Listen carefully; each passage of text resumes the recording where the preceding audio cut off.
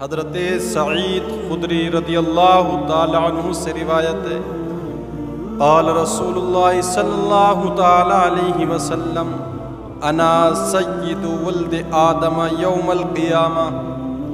حضور نبی رحمت صلی اللہ تعالی علیہ وسلم نے ارشاد فرمایا، لوگوں کل قیامت کے دن میں تمام اولاد آدم کا سردار ہوں گا، ولا فخر، لیکن اس بات پر میں فخر نہیں کرتا۔ آگے ارشاد فرماتے ہیں، ما من نبی یومئذ آدم فمن سواہ الا تحت لوائی۔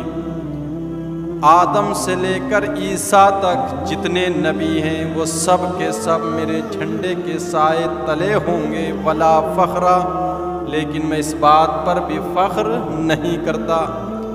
آگے ارشاد فرمایا، وَأَنَا أَوَّلُ تَنشَقُّ الْأَرْضُ عَنِّي وَلَا فَخْرَ، اور میں ہی وہ شخص ہوں گا کہ جس کی قبر سب سے پہلے کشادہ ہوگی، سب سے پہلے قبر سے باہر میں ہی جلوہ فراز ہوں گا، وَلَا فَخْرَ، لیکن میں اس بات پر بھی فخر نہیں کرتا۔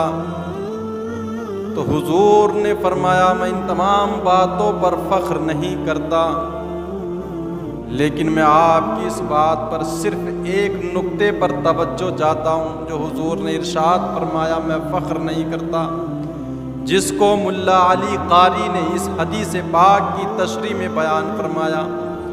آپ فرماتے ہیں بات تو فخر والی ہے تو پھر کرتے کیوں نہیں؟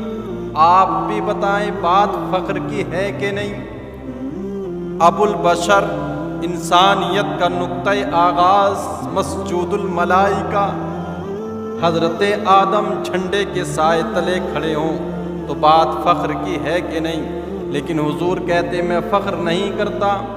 شہنشاہ حسینہ، ماہ خوباں، جس کے چراغ حسن سے پورا مصر جگمگا اٹھا، وہ جھنڈے کے نیچے ہوں تو بات فخر کی ہے کہ نہیں؟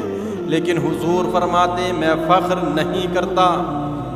اور بن باپ کے پیدا ہونے والا، ماں کی گود میں اپنی نبوت کا اعلان کرنے والا، قال انی عبداللہ آتانی الکتاب وجعلنی نبیا، حضرت عیسیٰ روح اللہ جھنڈے کے نیچے ہوں تو بات فخر کی ہے کہ نہیں؟ اور فرمایا رب سے ہم کلام ہونے والا موسیٰ کلیم اللہ، ہاتھ میں عصا، سر پر امامہ، فرعون کا دربار ہے، رب کا نبی اعلان اور تبلیغ حق کر رہا ہے تو بات فخر کی ہے کہ نہیں؟ لیکن کہتے میں فخر نہیں کرتا۔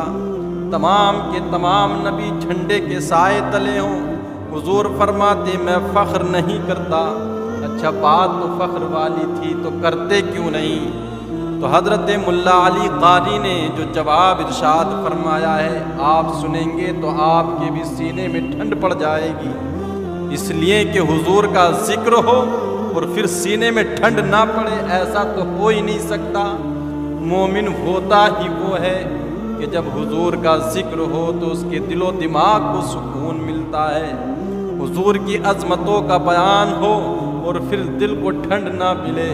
تو شیخ مہدی الفاسی مطالع المسرات شرح دلائل الخیرات میں لکھتے ہیں کہ وہ شخص جب حضور کی عظمتوں کا بیان سن کر جس شخص کے کلیجے میں ٹھنڈ نہیں پڑتی تو اس کے سینے میں دھڑکنے والا دل کسی مومن کا دل ہو ہی نہیں سکتا۔ ایسا ہو ہی نہیں سکتا ہے کہ حضور کا ذکر ہو، حضور کی عظمتوں، آپ کی رفعتوں، آپ کی بلندیوں کا ذکر ہو اور پھر دل کو ٹھنڈ نہ ملے، اس لیے کہ روح رقص کرنے لگتی ہے جب کسی کے لبوں پر نام محمد کا چراغا ہوتا ہے۔ تو ملا علی قاری کہتے ہیں شہنشاہ حسینہ، ماہ خوباں، حضرت یوسف جھنڈے کے سائے تلے کھڑے ہیں، آدم ثانی نوح اللہ جھنڈے کے نیچے کھڑے ہیں، حضرت موسیٰ کلیم اللہ رب کی رضا کی خاطر بیٹے کی گردن پر چھری رکھنے والا ابراہیم، جلتی ہوئی آگ کے شعلوں میں ہنس کے بات کرنے والا جھنڈے کے نیچے کھڑا ہو تو بات فخر کی ہے تو بات پھر فخر کرتے کیوں نہیں؟ تو کہتے ہیں کہ حضور فخر کیوں کریں؟ یہ تو نبیوں کے لیے فخر کی بات تھی کہ انہیں حضور کے جھنڈے کا سایہ مل گیا۔ حضور کہتے میں فخر کیوں کروں، فخر تو یہ کریں جن کو میرے جھنڈے کے سائے میں جگہ ملی ہے۔ فخر کا دل میں دریچہ باز کرنا چاہیے، اور یا رسول اللہ جن کا تو آقا ہے ان کو ناز کرنا چاہیے۔ کوئی حد ہے ان کے عروج کی، بلغ العلا بکمالہ۔ تو نبی ہو کر کے انبیاء فخر کریں تو پھر ہم امتی ہو کر کے فخر کیوں نہ کریں کہ رب نے اپنے محبوب کی امت میں پیدا جو ہمیں فرما دیا ہے۔ میری خوش قسمتی میں تیرا امتی۔ ہم اس بات پر جتنا بھی فخر کریں وہ کم ہے کہ ہمیں حضور کا امتی بنایا ہے، اس لیے کہ کائنات میں اسی نام کا چراغا ہے، ہر جگہ اسی کے چرچے ہیں۔ کائنات حسن جب پھیلی تو لامحدود تھی، اور جب سمٹی تو تیرا نام بن کے رہ گئی۔